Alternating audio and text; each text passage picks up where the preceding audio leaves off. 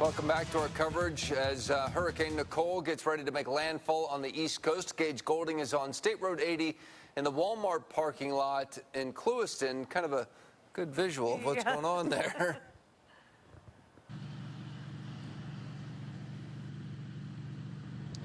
Yeah, we're out here in Clewiston right now where the wind is the major thing. The last time we spoke, the rain wasn't necessarily a factor. It comes and goes with those bands, but the wind is the most consistent thing that we're seeing here. And Brendan, can we take a look at the palm trees across the way at the Holiday Inn Express and Suites? This is across State Route 80 here. We're on the western side of Clewiston, and you can see those palms kind of blowing easterly right now is the way that they're pointing in the general direction that way. As you can see, that's the way the wind is blowing. You can see a little bit of rain, but nothing that's, I mean, maybe throw your wipers on the intermittent mode right now. That's how I would judge it. It's not coming down consistently. And a good visual of, you know, how much rain we've received in this area. This is a roadside gully, little washout. This is State Route 80 right here. This is all the water that's here. This is not flooding. These are designed and supposed to do exactly this. There's a drain right there, and we're talking maybe 3 inches of water in these little kind of recessed parts of ground along these roadways. Swales, I believe, is the technical term. It took me about 30 seconds to remember that. They're designed to have water holding it until it can finally drain. So they're doing their job. A, that's a good thing, especially after seeing the rain we had with Hurricane Ian. But B, that's also a really good thing that we're only seeing a couple inches of water, because that shows that over the past several hours, we've been out here since about 4 o'clock in the afternoon. I know that's yesterday at this point, but we haven't seen significant rainfall. If we did see significant rainfall, that could be a concern that these fill up, and then that's where the flooding would come into play, right?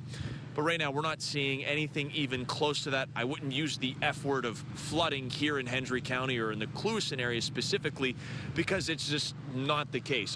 Like I said, the factor that we're dealing with right now is the wind. And we've been talking about this Walmart parking lot. Actually, on the other side of our live truck is where those RVs have been coming from the east coast of Florida, coming this way to kind of escape that wind, because RVs and campers, they don't do well in those strong winds, so they've been coming here to escape, but they're not escaping it entirely. There is some gusty bands of wind that come through consistently. I wouldn't say it's anything more than 20 miles an hour, at least over the last half an hour. We did see some sections where consistently there was a strong, consistent gusts. I don't want to say consistent gusts, but consistent series of wind where it was holding at a much higher speed for a little bit of a level of time. But right now, take a look across the way.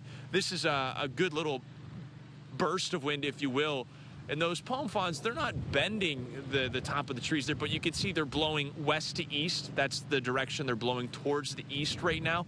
But nothing to write home about. Actually, in total, this entire time that we've been out here, my photographer Brendan, we've been driving around Clewiston, keeping tabs on things. As we pulled into the Walmart parking lot, Brendan, let's take a walk if we have the time. Madison, our producer, if we have the time, we'll take a little walk over here. And I know he's kind of tethered to a cord here, but I just want to show you the first piece of damage that we've seen. And Brendan, you could probably zoom in from there, is this right here. This 2 palm fronds is all we've seen, and we'll do the good thing and get this off the road for somebody. But this is it, and this isn't even a fresh palm frond. This is something that has died already, but that's the most damage that we've seen here in Clewiston, is just that and a little knocked over, tabletop sign here, to kind of paint a picture of what we've been dealing with throughout our journeys. We're not seeing anything like we've seen with Ian. This isn't an Ian level event like we've been hearing. It is windy, right? So bring in the bird feeder, that kind of wind, but nothing crazy. And back to the flooding, now that you're a little bit mobile, Brendan, let's come down here and show the water. These swales are designed to do just this. They're designed to hold this water, actually so much, and it's going to stay here until the ground soaks it in, because over here, the drain is actually above where that little swale is. So it could drain. This drain is totally fine. There's a lot of room in that drain. Flooding, especially in this part of Clewiston along State Route 80, not a concern right now. It hasn't been a concern, throughout the evening into the morning hours. Unless we see some significant rainfall from Hurricane Nicole, it's from what we've seen out here, and even those periods, those bands of heavy rainfall, it's just not doing it for this area. It's handling the water very, very well. And that's the best news that we could tell you, right, is that, hey, there is this weather system coming through. There is a storm coming through. But our region, our infrastructure, the way that this area is built, is being able to handle it. And I remember I talked to the Emergency Operations Center in Hendry County a little bit earlier this afternoon, yesterday, I should say, at this point. And they said, Gage, during Ian, we were spared. It's like there's little bubble around Hendry County that kept us protected. You know, they had those strong winds, but for the most part, they were spared a lot of the torrential downpours that we saw and the flooding that we saw with Hurricane Ian. They say, man, we really hope we get that again with this storm. And right now, I knock on wood, right? The storm's not over yet, but you can see these swales not filled up whatsoever. So right now, they're getting their wish, they're getting their ask.